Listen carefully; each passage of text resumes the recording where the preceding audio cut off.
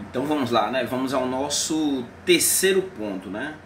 Já fizemos a introdução do tema, já trouxemos como se deu a criação da humanidade e agora vamos abordar a matéria-prima que Deus usou para a criação. Nesse caso agora vamos para a prática, né? Já passamos pela teoria de como Deus criou o homem, né? Como se deu essa criação da humanidade e agora nós vamos à matéria-prima que Deus usou. O que Deus usou, então, para que ele fizesse o homem, né? Vamos para um texto que se encontra no livro de Gênesis ainda, o primeiro livro da Bíblia. Gênesis, ele se encontra logo no comecinho da Bíblia. Então, se você não tiver uma Bíblia aí, mas se você tiver uma Bíblia de celular, baixa aí qualquer Bíblia. E você vai ver que no primeiro livro, no capítulo 2, primeiro capítulo, segundo capítulo, nós vamos ver então qual foi a matéria-prima que Deus usou para criar o homem.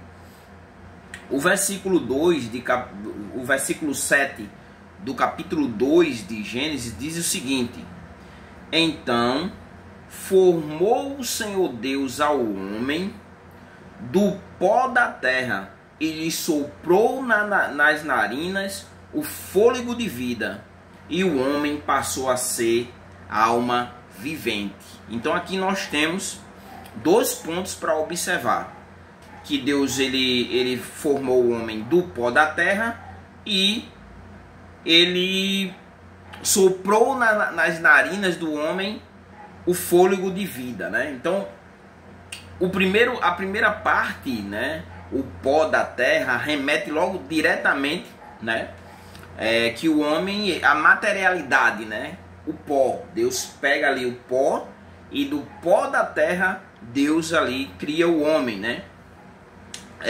O pó da terra aqui, ele vai refletir exatamente tanto a fragilidade do homem, né, como sua finitude, né, e dependência dos recursos naturais, né, e a volta do homem, né? O homem veio do pó e o homem volta para o pó. Mas aí tem um ponto aqui a ser observado. Então vamos pensar um boneco de argila, vamos pensar dessa forma, né? Só para a gente ilustrar e compreender. E esse boneco de argila feito ali, né? Só que o que acontece? Um boneco de argila só feito ali, o boneco, o que acontece? Nada, né? Então tá feita a materialidade, né? Deu forma ao homem, né? Como o texto diz, que Deus ele formou o Senhor ao homem do pó da terra. Então ele fez o homem. Só que só estava feito e ainda faltava a segunda substância na criação do homem. E nesse caso aqui, a parte material é o corpo do homem, né? Mas que, como eu falei, vai refletir nossa fragilidade, finitude, dependência quando o homem morre e volta ao pó. Só que tem um ponto, tem outro ponto. O segundo ponto é com relação à sua espiritualidade, né? O texto vai dizer que Deus e soprou-lhes nas narinas o fôlego da vida, e o homem se tornou alma vivente. A gente vai trabalhar essa parte aqui da alma vivente no próximo ponto. O próximo ponto a gente vai abordar só o conceito de alma vivente. Então, ele se torna uma alma vivente, e aí ele tem a vida, ele passa a ser um ser vivo, né? Porque até então ele só foi formado, né, do pó. E aí ele passa a ser alma vivente, ele passa a ter consciência, ele passa a ter a capacidade de se relacionar com o seu Criador, o próprio Deus, o homem, né? Adão foi criado do pó da terra e Deus soprou sobre suas narinas ali, Deus sopra a vida sobre suas narinas, né? O fôlego de vida. E aí fez o homem. Só que o versículo 20 do mesmo capítulo, do capítulo 2 de Gênesis, aqui nós temos o homem, ainda não temos a mulher, né? Como a gente viu no vídeo anterior, no versículo 27, Deus criou o homem à sua imagem e semelhança, a imagem de Deus o criou, homem e mulher os criou. Aqui no versículo 20 do capítulo 2 diz assim: assim o homem deu nomes a todo o gado, às aves do céu, a todos os animais do campo, mas não se achava uma ajudadora adequada para o homem. O homem estava sozinho, né? E aí o versículo 21 diz assim: então o Senhor Deus fez cair um sono pesado sobre o homem, quer dizer, uma anestesia, né, de Deus, anestesia de Deus, né? E o homem dormiu. E fez cair um sono pesado sobre o homem, e este adormeceu. Tomou-lhe então uma das costelas e fechou a carne em seu lugar.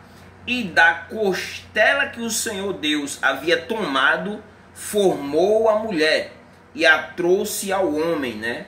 Então disse o homem: esta é agora osso dos meus ossos e carne da minha carne, e ela será chamada mulher, né? Ou nesse caso aqui, varoa, né? O varão, o homem, e a varoa, a mulher, né? Porquanto do homem foi formada. E aqui nós temos no versículo 24 o anúncio do matrimônio, né? O mandamento do matrimônio, do casamento. Portanto, o homem deixará o seu pai e sua mãe e unirá a sua mulher, e eles serão uma só carne. E aqui é uma parte bem interessante do texto, né? E os dois estavam nus, o homem e sua mulher, e não se envergonhavam, né? Estavam nus o homem e a mulher. Então aqui nós temos a constituição do homem, do pó da terra, e também temos a constituição da mulher, né? A mulher, ela é a ajudadora, né? Como o texto diz, não se achava uma ajudadora adequada para o homem.